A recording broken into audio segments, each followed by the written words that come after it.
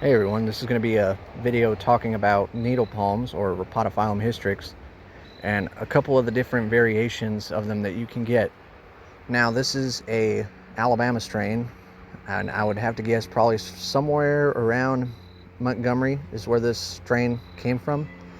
And needle palms tend to be quite diverse from what I've seen, as they can grow in many different conditions, contrary to common belief. They're really quite a versatile palm. Now this is a female, and males are usually solitary. Most females are going to be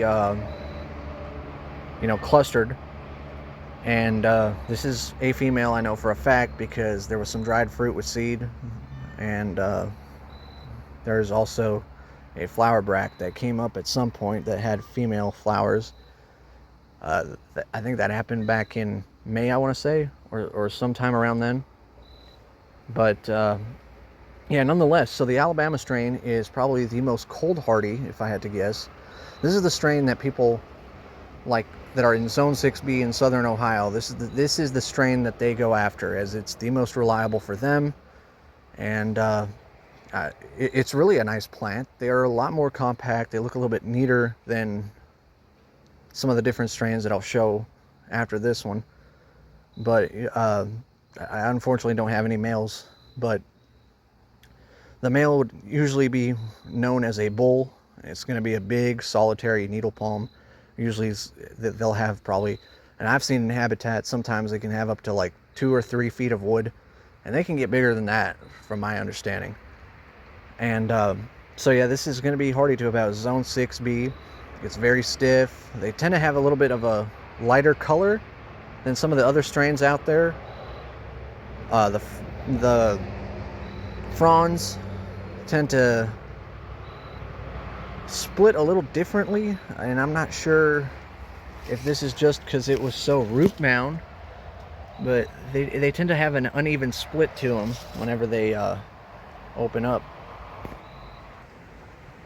Alright, so now this is a Florida strain, and if I had to guess, it's very similar to the ones that I've seen around Marianna, Florida at Florida Cavern State Park.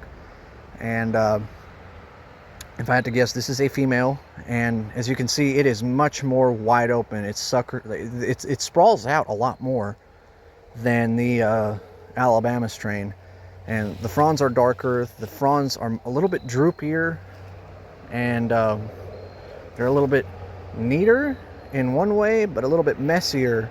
So their fronds look a little bit neater, and their sprawl is a little bit messier, but it makes it look more like they do look a little bit more tropical than the Alabama strain. Now this one, reliably cold hardy, I would say probably Zone 7B, 8A. These are not really that cold hardy. And I've heard negative things. I've never had a problem with them here in Zone 8A, but I've heard negative things from people in colder zones that they try to avoid these. They do quite well here, and this thing, they're a little bit faster growing than some of the other needle palms that I've seen out there. This thing, when I planted it, was about a quarter of this size, and it just took over in this little spot here. It's not a massive palm by any means, but it's definitely got some size going on to it. So here's another Florida needle palm.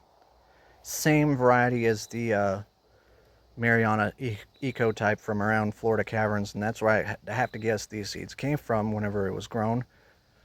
This one's a little bit more in a full sun area, but as you can see, it still has that somewhat neater look to the fronds. It's not as droopy yet because this is still quite young, and it is already producing a sucker, but it's kind of covered up by the leaves there. Well, if you like this video, be sure to give it a thumbs up, and thanks for watching.